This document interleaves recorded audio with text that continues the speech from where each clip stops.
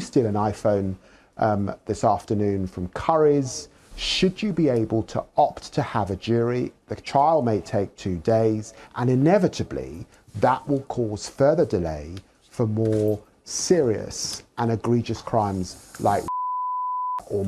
So that's the question that I've been looking at, and that's what I'll be announcing later on today.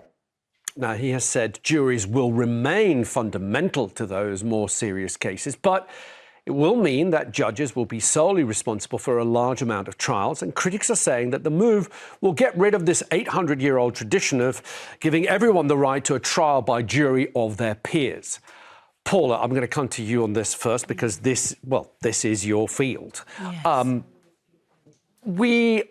I think it's 80,000 cases are still waiting to be. That's the backlog. In the Crown Courts, that's right. It's estimated to go up to 100,000.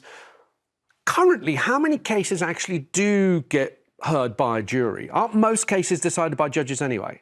Well, this is what's really interesting, because we've got this concern, this very large concern about getting rid of jury trials. But the reality is most of the criminal cases that are dealt with are already dealt with by a magistrate. So it might be 3 lay members or it might be 1 judge sitting on their own. We only have approximately 3% of total criminal cases that are ultimately considered by a jury. When you think of the amount of cases that go through the courts, you would assume that it was more. And, let's think about what it is we're talking about here. As a society, what is it that we want in terms of justice? As a survivor of crime, what is it that we are saying we want in terms of justice? As a person who is accused of committing a crime and you're professing your innocence, what is it that you are saying you want in terms of justice?